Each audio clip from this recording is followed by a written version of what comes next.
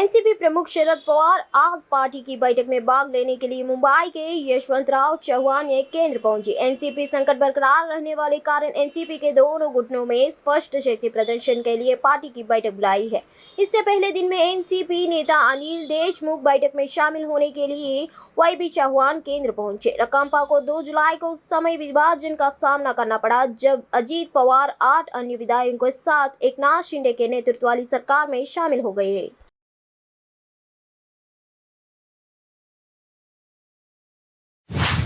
केंद्रीय मंत्री राजीव चंद्रशेखर ने मीडिया को चुप कराने के लिए कथित तौर पर कानून प्रवर्तन एजेंसियों का उपयोग करने के लिए पिनाराई विजयन के नेतृत्व वाली केरल सरकार पर हमला बोला। एएनआई के बात करते हुए उन्होंने कहा कि केरल पुलिस के एक यूट्यूब चैनल को चुप कराने के लिए केरल में एक पत्रकार के आवास और कार्यालय पर छापा मारा। आगे बोलात के उन्होंने आरोप लगाया कि केरल सरकार मीडिया को चुप कराने के लिए डराने धमकाने का सहारा ले रही है, जबकि दूसरी ओर सीपीआई सरकार घोटाले से घिरी गड्डी है।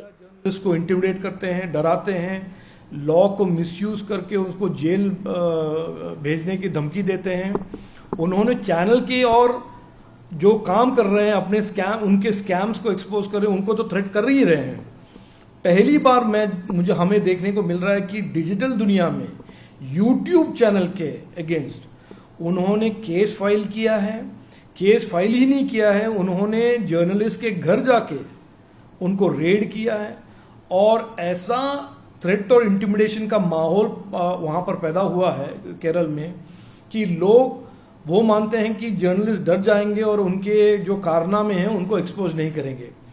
ये जो डबल स्टैंडर्ड्स हैं, ये दो मापदंड हैं, इनके मापदंड हैं लेफ्ट के, कि वो एक हाथ वो अपने फ्रीडम ऑफ स्पीच के बारे में बात करेंगे और दूसरे हाथ जो उनका ही कॉन्डक्ट होगा वो ऐसे होगा कि जब भी उनके बारे में कोई क्रिटिसिज्म हो वो फ्रीडम ऑफ स्पीच को भूल जाते हैं और पुलिस की धमकी, वायलेंस की धमकी से जर्नलिस्ट को चुप कराने की कोशिश करते हैं। ये केरल में हो रहा है, ये केरल में होता रहा है और देश के लोग इन हिपोक्रेटिक डबल स्टैंडर्ड वाले लोगों को पहचान लें और जो बचा कुचा एक स्टेट में लेफ्ट का एक फुटप्रिंट है उसको भी आने वाले सालों में हमारे इस डेमोक्रेसी में ऐसे पॉलिटिक्स को हम स्वीकार न करें, उसका हम एक तरह से निर्णय कर लें।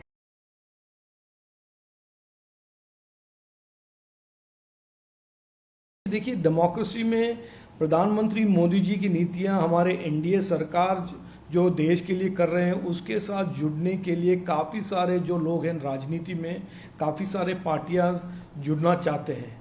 अगर वो जुड़ना चाहते हैं और देश की भलाई और लोगों की सेवा करना चाहते हैं, हमारे एनडीए के मिशन के तहत हमारे एक नया भारत को रचना करना चाहते हैं, तो हम कौन होते हैं रोकने वाले? कोई कौन होता है रोकने वाले?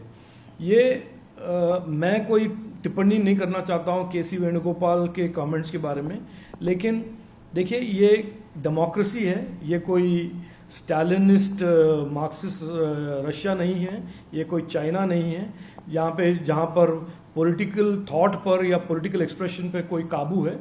लोग जो पॉलिटिकली करना चाहते हैं वो करेंगे, जो लोग देश के लिए काम करना चाहते हैं और देश के भलाई चाहते हैं वो हमारे साथ जुड़ेंगे। उनको लगा है कि ये झूठ की राजनीति, ये झूठ बोलते रहेंगे तो झूठ सच लोग मानेंगे। एक वर्ल्ड वॉर 2 में गोबल्स होता था, हिटलर का असिस्टेंट, जिन्होंने कहा कि if you say a lie frequently enough the lie will become a truth. तो ये खरगे जी का मेरे जैसा कि राष्ट्रवादी कांग्रेस पार्टी प्रमुख शरद पवार ने आज मुंबई के यशवंत चव्हाण केंद्र में एक बैठक करने जा रहे हैं। आज एनसीपी नेता बाबा नाजी दर्शना के कहा कि जहां शरद पवार है वहां असली है राष्ट्रवादी कांग्रेस पार्टी। और आप पुस्तक में भी आप देखेंगे कि शरद पवार को जो छोड़ के गया वो जीरो होने वाला है। लेकिन विप इशू किया क्या है आप लोगों के खिलाफ? विप अमोल मिटकरी ने किया है। हमारे को कौन सी विप की परवाह नहीं है। हाँ, हम राष्ट्रवादी कांग्रेस पार्टी हमारी है, शरद पवार जिधर है वो राष्ट्रवादी। लेकिन अजीत पवार के इस रुख से कहीं ना कहीं राष्ट्रवादी में फूट पड़ गई है। कैसा है, ये भारतीय जनता पार्टी ने आज हर मजबूत पार्टी को फोड़ने का काम किया है। पहले उन्होंने शिवसेना को फोड़ा, अब उन्होंने राष्ट्रवादी को फोड़ा। वो चुन के आने की उनमें क्षमता नहीं रही, इसलिए दूसरे पार्टियों के लोगों को ले रहे हैं। अभिनेत्री जैकलिन फर्नांडीज आज नई दिल्ली के पटियाला हाउस कोर्ट पहुंची। उन्हें ठग सुकेश चंद्रशेखर से जुड़ी मनी लॉन्ड्रिंग मामले में तलब किया गया था।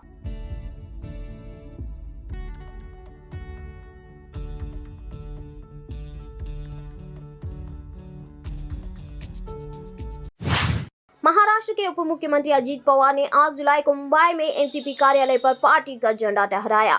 ध्वजारोहण के दौरान जगत मुजबोल, प्रफुल्ला पटेल सहित पार्टी नेता अजीत पवार के साथ थे।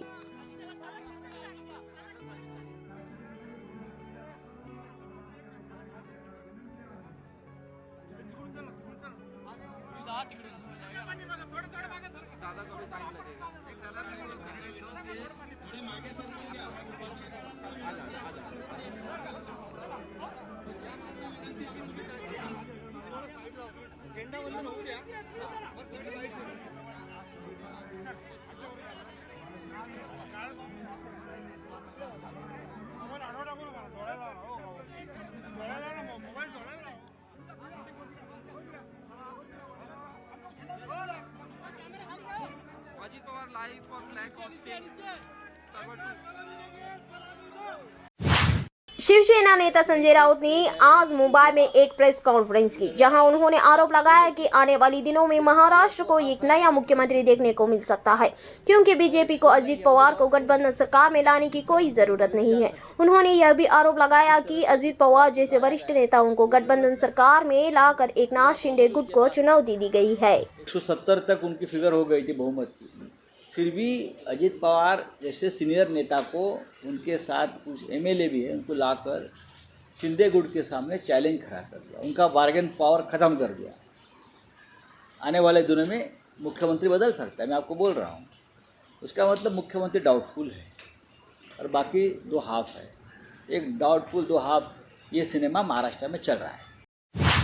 उत्तर प्रदेश के मंत्री दानिश आजाद अंसारी ने कहा कि इस वक्त देश की जरूरत है यूनिफॉर्म सिविल कोड। प्रधानमंत्री मोदी ने देश की जरूरतों को समझते हुए कि पूरे देश को एकता के सूत्र में पिराने के लिए ही यूनिफॉर्म सिविल कोड की बात की है। उन्होंने कहा कि देश का आम नागरिक चाहे वो किसी भी जाति या वर्ग का ही प्रधानमंत्री के निर्णय का समर्थन करता है। कुछ विपक्षी दल इस पर राजनीति कर रहे हैं, जो हर तरीके से अनुचित है। विपक्षी दल अपने निजी राजनीतिक स्वार्थ को ऊपर रखकर कार्य कर रहे हैं, ना उन्हें देश के और ना ही समाज के विकास से मतलब है। निजी राजनीतिक स्वार्थ को ऊपर रखते हैं, ना उनको समाज के विकास से कोई मतलब है, ना ही देश प्रदेश के विकास से कोई मतलब है, ना ही जनता के आवाम के भलाई से कोई मतलब है। उन्हें केवल मतलब है अपनी राजनीतिक रोटियां सेक के अपनी राजनीतिक जमीन तैयार करने से मतलब है। लेकिन आज देश की जनता, देश की आवाम प्रधानमंत्री नरेंद्र मोदी जी के साथ खड़ी है और यूसीसी पे तमाम देश का वही मत है जो प्रधानमंत्री जी का मत है। पूरे देश को जैसे समाज जैसे जैसे आगे बढ़ता है, समाज की जरूरतें आती हैं और सरकार का एक कर्तव्य होता है उन जरूरतों को पूरा करना। तो प्रधानमंत्री नरेंद्र मोदी जी अपने कर्तव्यों का पालन कर रहे हैं जो समाज के प्रति है, और निश्चित तौर पर समाज का भी पूरा समर्थन हमें प्राप्त है। देखने वाली समझने वाली बात यह है कि इसका विरोध कौन कर रहा है। आम नागरिक देश का इसका विरोध नहीं कर रहा है।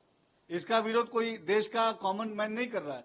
कुछ चुनिंदा लोग राजनीतिक से प्रेरित होकर इसका विरोध कर रहे हैं, क्योंकि उनका एजेंडा समाज की और कौम की भलाई नहीं है। उनका एजेंडा यह है कि किस तरीके से हम अपना राजनीतिक स्वार्थ को पूरा कर पाए।